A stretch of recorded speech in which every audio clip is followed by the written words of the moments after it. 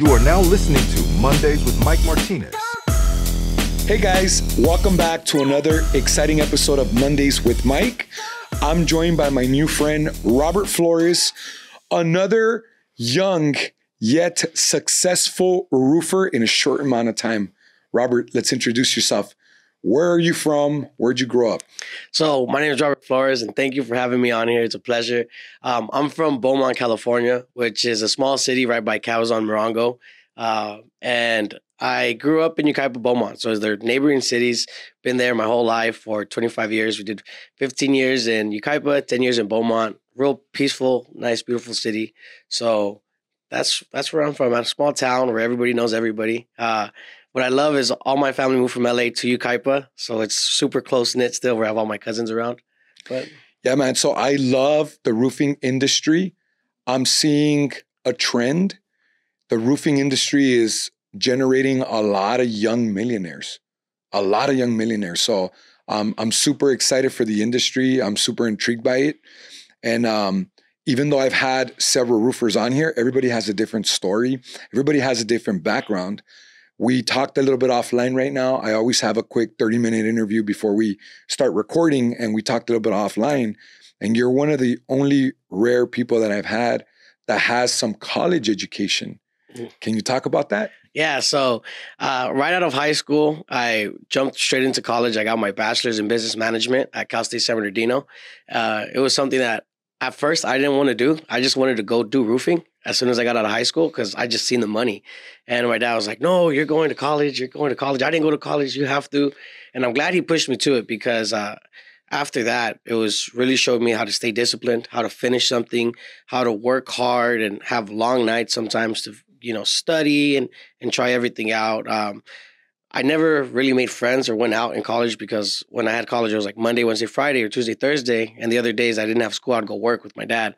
So I was just always disciplined, and that helped me a lot because I felt if I didn't go to college, I would just mess around with my friends after work. Like sometimes a lot of people say, you don't need college, or I went to college, it didn't help me. But I think it's not maybe what you learned in college, but the discipline it created for you. I love that.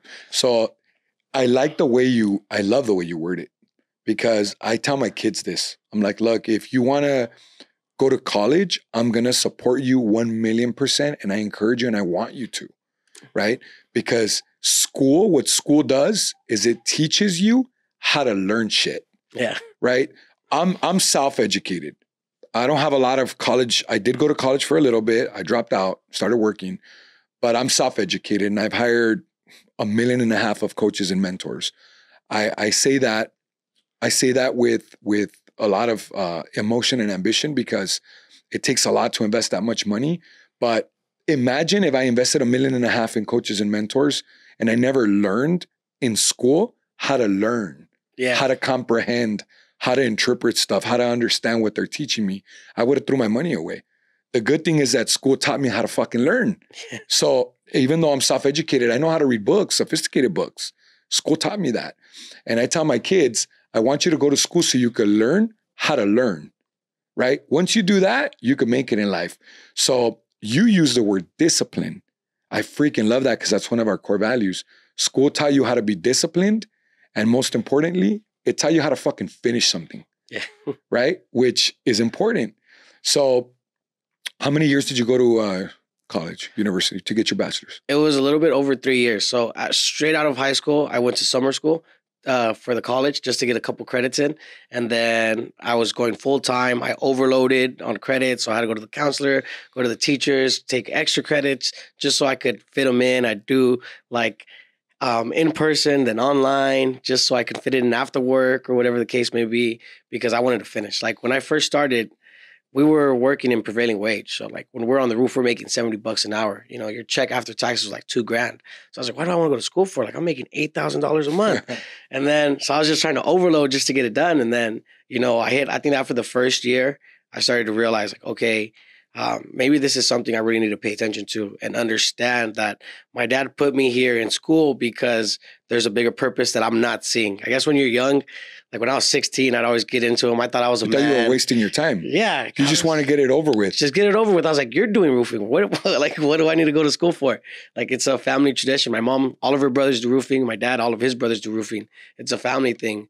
But I'm glad he sent me to college because I wouldn't be where I'm at. I wouldn't be as disciplined. I wouldn't be as focused or hungry and motivated. Like when I first went in, I was going for criminal justice because I wanted to be a police officer. And then I met somebody, he got me into stocks and all that. And then I changed my thing to business management. And then, you meet somebody else and you learn other things. Like after college, I was like, maybe I want to do EMT and go into to nursing. I was like, well, maybe I want to try real estate. And I'm glad I dabbled in each thing because I would have hated to wait until later and wish, what if I went into real estate? Yeah, that's one thing I always tell my little brother now. Like he's in his sophomore year and I tell him, hey, whatever you want to try it while you're young and you have the chance. My dad always told me growing up, he wanted to be an architect. And because he had kids at a super young age at 18, he didn't have that opportunity. So I never wanted to not necessarily live life the way he did, but with that. Make that mistake of regretting not trying something or not going to school or not, giving yourself the chance of really doing something. So I normally ask right around this point, how did you get into your industry? But we already know the answer, right? Yeah. So how long has your dad been in the industry? So my dad had my older sister when he was in high school. They were 17.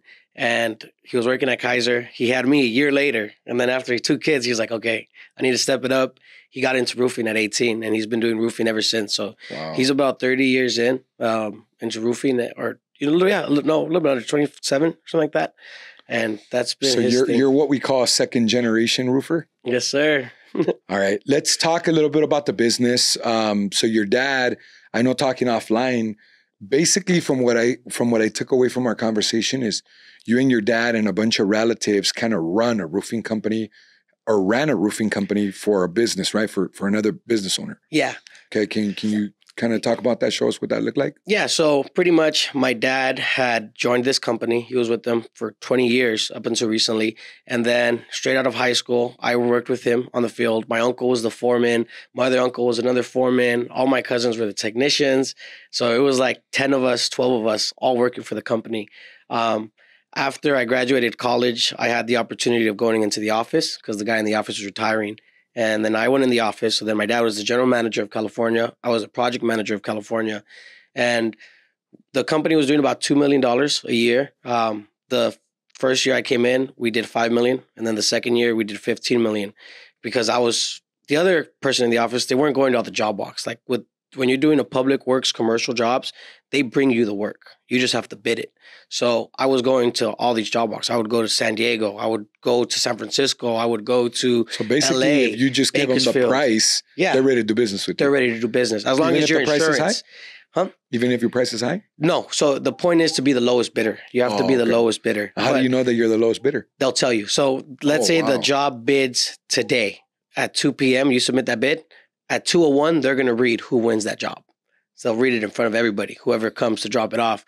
So I was just making sure that I could bid every job. So I would go out to, Bakersfield. I'd go out to San Jose. I would go out to San Francisco, go out to San Diego. And, there was times where I'd hire my friend. I'm like, hey, I'll give you $100. Go drive this job for me and just sign in. And that way I'm able to bid it. Because the way they were having it was if you didn't attend the meeting to walk the roof, you could not bid the job. So you had to be there in person to see the job. So I was just making sure I was everywhere, every single day. And that's how we were able to bid more and land more jobs. And then after that, my dad just brought more people in to do the field work of it. But it came to the point where I was driving my personal vehicle everywhere. They had me on salary and it gave me a gas card, but I was taking care of my oil changes, And then we got to a point where we started working out of state, New Mexico, Oregon, Washington. And there was this one time we went to New Mexico, my tire got flat because I popped the tire. And I called the office. I was like, hey, I got a popped tire. I'm going to need another hotel. They're like, well, we got your hotel over there. If you can't make it, I don't know what to tell you. And I was like, dang. So I had to pay for my own hotel. I had to pay for my own tire. And then it just, things kept on happening. Like at the end of the year, we went from $2 million to $5 million to $15 million. They gave me like a $500 bonus, when the other guy in the office told me they were giving him like a $15,000 bonus. So I just felt super unappreciated. I think they see me being young as like a bad thing. They're like, he doesn't need money. He's young. But the way I seen it was like, I'm young, I'm hungry, everybody's comfortable. Like you have your whole future, like feed the beast. Yeah. So I'm like, like you see me working so hard for you, fuel that. That's bad so leadership. I don't stop. And look at what they did. They forced you to start your own company. Yeah. That's bad leadership, So with this company, how long were you there? I was there for 8 years. So I was working like part-time for when I was in school, but full-time 8 years. So 10 years in total. Oh, wow. Okay. Yeah. Full-time 8 years. Yeah. Okay. And what did it look like? What were some challenges when you decided to start your business? Obviously, you had to get your own contractor's license, your own roofing license, right? That's under dad? Yeah, under my dad. So your dad was getting it throughout this time? Yeah. So, I'll say while the time we were working with them, my dad got his license, but he was so busy with all the work we had with the other company, he didn't do anything with it for the first 2 years. Then he renewed it, and then we got the opportunity to work with the property management company for nothing but repairs at the post offices, servicing all of California. So then 2023. This was 2023. All right. So, this is an interesting story. Yeah. So in 2023, you actually put the license to use. Mm-hmm. You started doing maintenance for property management. Yeah. When did you start that in 2023? Was it right in January? Right in January. Okay, great. Yeah. How long did you do that for in 2023? The whole year? The whole year. So they would do like emergency repairs and they would do on-call maintenance just to make sure every building's in good shape. And then... So your first year in business, you do maintenance for property managers, roofing maintenance. Yeah, roofing right? maintenance. Okay. How much money did you guys make just from that? $300,000. $300,000 just from that. Congratulations. Your first year in business as entrepreneurs. That was the first time you guys have ever been in business for yourselves? Yeah, first time. $300K. Congratulations. That's not easy to do. Yeah. Okay. So very proud of you guys for that. In 2023, just a few years ago. Okay. You mentioned that in September, you started doing residential roofing? Yes, in September 2024. Okay. So what type of marketing? I always talk about marketing and sales because that's how you make your first $1 million. Yeah. I shit you not. How did you start doing marketing in September when you decided to do residential roofing? What did you do? I was door knocking. I was driving around and I'd see a roof with some missing granules or missing shingles and I'd go knock the door. And then got my first job and I was like, okay, I need to invest into some yard signs. So then I bought some yard signs, put the yard signs up. We got the truck wrapped and then we got the house across the street. And the technical name of door knocking is canvassing. I used to canvass when I was 15, 16 years old for a home improvement company. Mm-hmm. We used to sell roofing, windows, and texture coating. That's Lifetime Painting, if you guys don't know. Did you have any experience door knocking before? None. So with the other company, we did nothing but commercial. You wouldn't door knock. There's no website.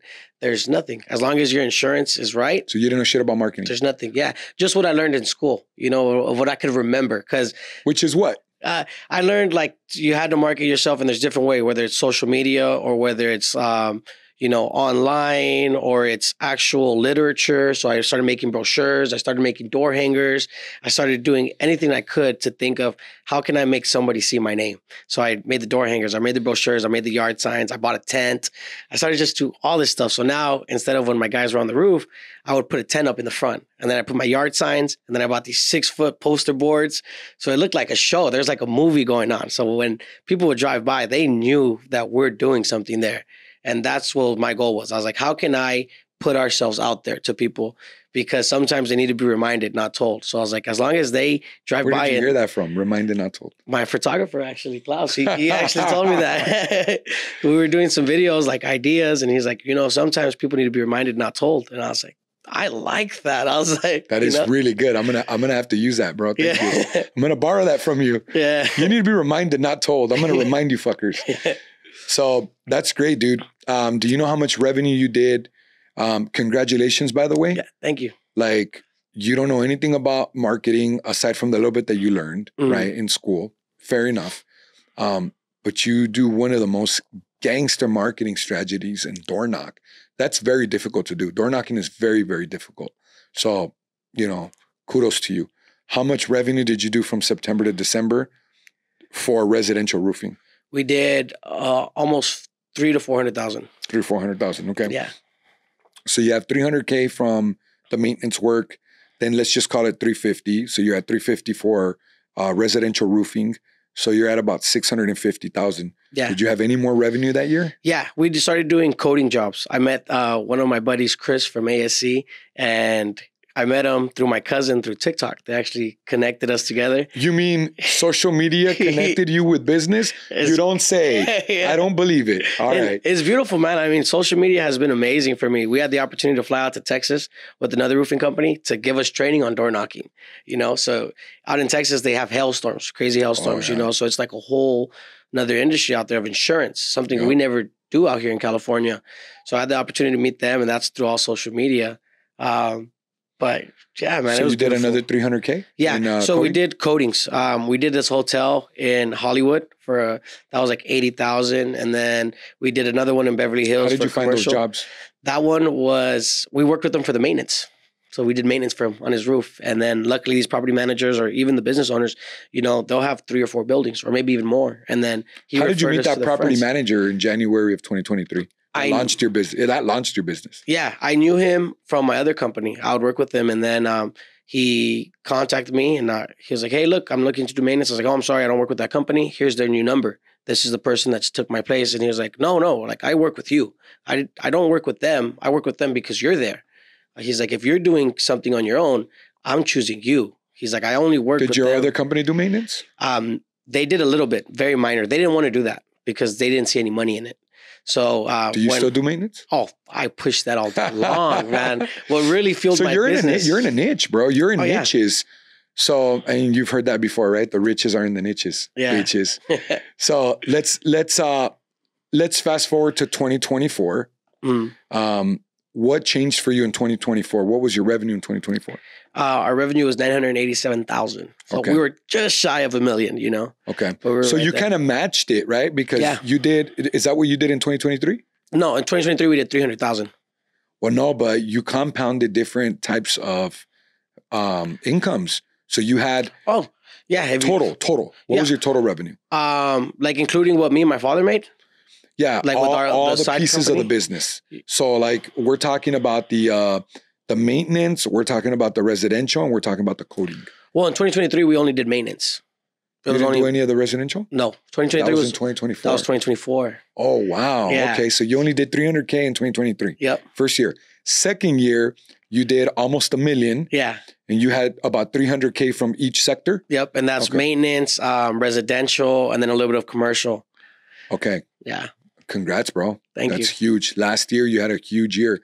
Now, we're going to share a little bit of pain points because normally at this point, I ask you what your challenges have been. Yeah. Okay. I already know one of them that you shared with me is monitoring your business finances. Mm-hmm. This is a problem that everybody has in business. Most of you watching, if you have a business, you probably have this problem and you don't even realize it. So we'll talk about it real quick. So you know what your gross was. Do you know what your true net was? Of 2024? Yes. Unfortunately, we don't. I mean, I'm literally the bookkeeper and cleaning the books. So It was really hard. I want to say I think we made about 150 to 200, but that's just kind of guessing. You're just winging it. Books. Yeah, because my books aren't set up properly to say, hey, this is how much you really made, whether it was net or just. So I know this year, some of your pain points in addition to the finance is going to be building your sales team, really probably understanding marketing concepts, and then scale. So Brandon Dawson, my greatest mentor, shout out to 10X and Cardone Ventures and their whole team. He teaches there's 2 different types of scale and scaling, right? Mm-hmm. Scale is optimizing what you currently have in order to get prepared for scaling. But when you optimize to scale, not only do you fix a lot of things broken in your company, like finances, building teams, duplicating top performers, things like that, you automatically start growing by fixing these things. That's what happened to me in 2023. I just fixed shit that was broken and I started to scale automatically. And then scaling is putting it on autopilot while the business is growing without a lot of effort. But before you can get to scaling, you have to learn how to scale. So that's what you're probably going to focus on this year is scale, optimizing your current operation to add people so that it can grow on its own, right? That's scaling. Yeah. So with that being said, one of the biggest pain points that I see right now before getting into anything else is finance. Okay. A piece of advice that I would give you is, number one, at the size of revenue that you're dealing with, you should have a fractional CFO. Okay. I've dropped a little bit of hints about this, and I'll drop a huge disclosure right now. I'm getting ready to partner with my CFO. She has her own accounting company. Shout out to Carmen. We're getting ready to partner. I'm going to help her with sales, marketing, scale, and scaling. That's what I'm going to help her with. So in return, all of her clients are going to have access to whatever coaching and advice I can give. So what you want to do is, obviously, the basics that you probably studied in business school is you want to look at your gross revenue, and then you want to look at your net. What is your net profit? Nothing else really matters. But what you have to do is get into the weeds and look at the details and get into the granular part of it, right? On the expenses, which is the difference, the cause of the difference, you have your gross and then you have your net. You have all your expenses, the meat, okay? There's three things that Carmen taught me, and not just Carmen, but Cardone Ventures finance team. They taught me to look at three things. And this is what me and Carmen work on when we look at my numbers, okay? Number one, we look at what is my cost of goods. Cost of goods is hard to control. Unless you're shopping for vendors that are cheaper, that's how you can control your cost of goods. I can't. My cost of goods in my business is how much I pay my clients. My clients, I charge them 60% for my collection services. They get 40%, or 65-35, whatever tier they fall into. So my cost of goods is 40%, what I pay my clients back for the money I collect for them. Okay, cost of goods for you would be like, how much are you paying for the supplies? Yeah, right. That's cost of goods. How much are you paying your manufacturers, your suppliers, your vendors? Then the second tier is going to be labor cost. How much are you spending on your team, on your labor to get the jobs done? The third one is operational cost. Operational cost is going to be things like, how much are you paying for your office, supplies, gas, trucks, things that you need to operate, right? So those are the three things that you look at. Then once you have identified them, then you can really focus on how can you minimize those costs so that you can grow your net revenue, your net profit. In your case, you shared something with me where you're like, I got to wait 30 to 60 days to get paid. In your situation, I don't have to worry about this, but in your situation, you need a good CFO that can teach you how to forecast, and they can strategize with you. That's really what a CFO is meant to do, is strategize with you. Okay. So they need to be forecasting with you. You guys need to be working as a team, because your operations and their finance, you need to be working as a team to forecast what's in store for the following month.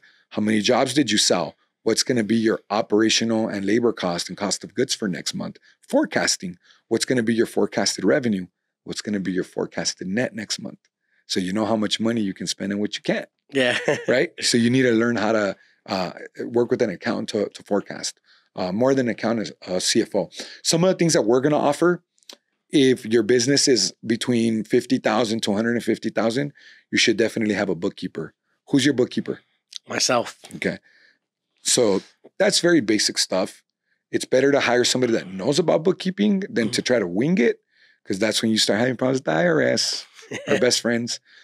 If your business is doing between 150,000 to $1 million, you should have an accountant. What should an accountant do? They should just be providing you a breakdown of all your business's financial health. I do it month to month with Carmen. We block out an hour every single month. It's non-negotiable. It's mandatory. And I'm forced to look at my finances from the previous month. What was my gross? What was my net? What was my three buckets of cost? Cost of goods, labor cost, operational expenses. I don't need a forecast, but you will. A CFO shares all that.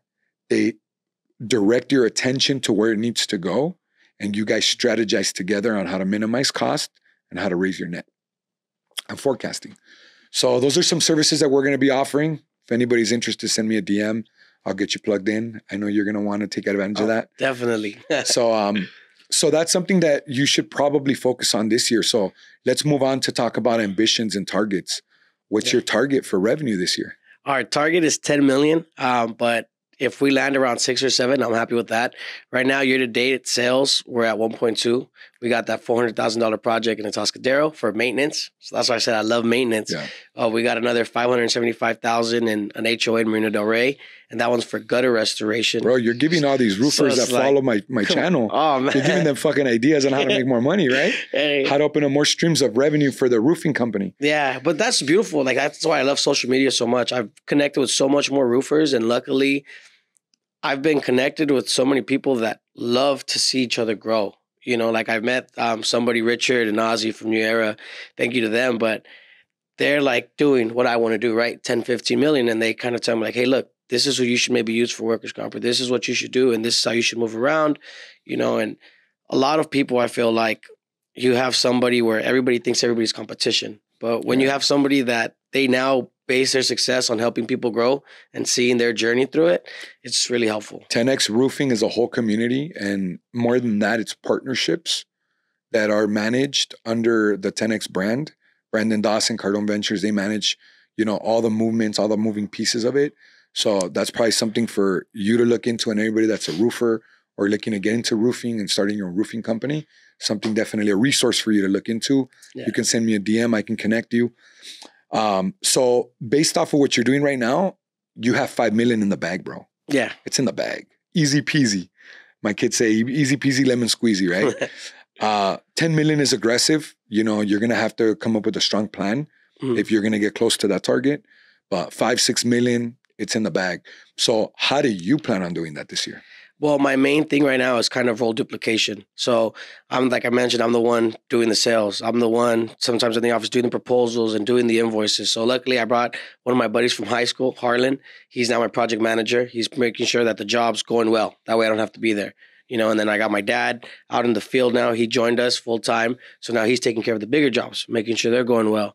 I brought my buddy from middle school, David, in the office to help me out in the admin section of it, helping me out do the invoices, do the proposals. So now I could go work on networking, meeting with my suppliers. How can I get better pricing? Meeting with manufacturers. How can I expand my services? You know, how can I get into waterproofing or anything else? And now my goal is to, obviously, as we mentioned, get somebody in the finances. How to keep my books clean so I understand what's my operating expense and how much do I have to, so I can throw into marketing or maybe throw into having somebody else come in the office, building a bigger sales team because it's just me out there selling. So I want to focus on building an actual team. Right now, it's an idea still. You know, like even though we have done 1 million and then... Well, you got a team of 7. Yeah. So including yourself. The only thing I'm going to remind you of as you're optimizing for scale is Brandon Dawson's breakpoints, right? So the first one, you've already proven the concept. You've already proven that there's a market for your goods. And sales and marketing, it seems like you kind of have that under control. A lot of your stuff that I'm noticing is more like referrals. Yeah. Right? So you don't have any real marketing, which may be something down the road that you want to definitely look at when you start feeling some plateau with your revenue, because you're only going to get a certain amount of referrals in a certain amount of time. So the only way to amplify your revenue at that point is by injecting marketing. So you're going to have to visit that. You're going to have to face that demon at one point, right? So you're going to have to face the marketing at one point. Okay. So that's that. Sales and marketing is going to get you to your first million. I always preach that. Okay. You've already proven that concept with just referral marketing and some guerrilla marketing. Fucking door knocking is guerrilla marketing. Yeah. And then the second one from 1 million to 3 million is going to be role duplication. You guessed it. You're right. You're absolutely right. Right now, you're at the phase of role duplication between 1 million and 3 million. The way you're going to be able to accomplish that easier for you, bro, to alleviate some stress, is create standard operating procedures. Create strong SOPs and start injecting some leadership into your organization, because from 3 million to 8 million, it's going to be about core leadership. That's how you're going to get to $8 million. You're going to hop. So these are the breakpoints, right? Breakpoint 0 is 0 to 1 million. Breakpoint 1 is 1 to 3 million. Breakpoint 2 is 3 million to 8 million. From 1 million to 3 million, it's all about role duplication and standard operating procedures. That's what it's all about. from 3 million to 8 million, it's about core leadership. So that's what you're going to have to focus on that point is like, who are going to be my leaders in this company? Who's going to take over while I'm on vacation? Because I'm going to need one at $3 million. You're going to need a vacation, 3 to 8 million. You know what I'm saying? So those are things to just focus on. Finance, role duplication, standard operating procedures. Become a master at standard operating procedures. Become a pro at building them and teaching everybody in your team how to build them. Mm-hmm. That's going to save your company. It's going to alleviate a lot of pain right from the beginning. And then start identifying some leadership, start getting some leadership training for everybody, And dude, I'm freaking excited to see you get to 8 million. So let's talk about how people can follow you. Where can people find you, your business? We already know that you specialize in commercial roofing maintenance. You specialize in residential roofing. And what's the other one? Coating. I'm not familiar with that. Coating. So it's pretty much like for the commercial roofing that are flat. Instead of doing a brand new roof on it, putting single ply, which is traditional or built up roofing, you could restore the roof with the liquid applied coating. And you still get the same 20-year warranty on it for like a 20-year NDL, which is labor and material. So is it cheaper? So it's a far more cost effective. You don't need permits because it's not considered a roof layer. And it's just kind of what's been going on lately. Like a lot of people are doing coatings now. I mean, you kind of high school apartments. Yeah, apartments, HOAs, high schools, colleges, hospitals. I mean, everybody's doing them now because it's kind of the new thing. So that's one thing I always tell my guys, like we need to make sure we're going out there to these expos, going out to these events and understanding what's new in the market. So we can make sure we're getting approved with them and offering warranties. Learn how to push it and learn how to, teach your new sales team that you're going to build how to push it. Cause dude, that's like shaking up the industry. Oh yeah. Like I freaking love it. Like innovating for us, it's technology. For a lot of businesses, it's technology. For you, it's just staying ahead of everyone else. Because how many of these old school roofers don't even go to expos? Yeah. Like they don't even know what's up. That was an advantage that I got with collections. I went to the technology conference. And like when you go to the technology conference, you only see the big players there. You don't see the fucking little guys. I was the little guy. I'm doing 30 million or 20 million and I'm the little guy. You know what I mean? So that goes to show you if you're at a technology conference and you're the little guy, that's probably where you should be focused on this year. Oh, yeah. It was beautiful because we went to Colorado Expo and then we got flown to San Jose to meet with their manufacturer and we got approved for GAF Energy. It's like a solar shingle that's integrated into the roofing system. Wow. And we went to go do the training on it and we've already got 3 jobs lined up. So it's perfect. But I was like telling Harlan, my project manager, I was like, look around. Like there's 3 companies here. Each company has 6, 7 people with them. And here it's just you and me. I was like, but that just shows that we're the smallest guy in the room, exactly. But we're in the room. And that's the big step. I love that. Yeah. I love that. So where can people follow you? So you guys can find me on Instagram, robertflores.59. It's where we post all of our content. You guys can see what I do on a day-to-day and see what the company also has been able to succeed and do. So you guys can find all of us right there. Awesome. And what area do you specialize in for the work? I mean, is it all SoCal? Yeah, so we cover all of Southern California. We work in San Diego. We work in LA. Our biggest project in Toscadero is by San Luis Obispo, which is 6 hours away from my headquarters. So we cover anything in California. As long as we're able to put some money in per diem in hotels and the price works for you guys, we'll go wherever we can. That's right. Yeah. Bro, I want to personally thank you for coming out, spending some time with us here on the show, sharing all these gems, all these nuggets. Guys, I hope it was helpful for those of you that are in roofing, looking to get into roofing. Shit, if you're just in business, I hope you took a lot away on the finance, on the scale side. Make sure that you like, you subscribe. Most importantly, you comment, because we love to see those comments. And we'll see you guys next time on Mondays with Mike.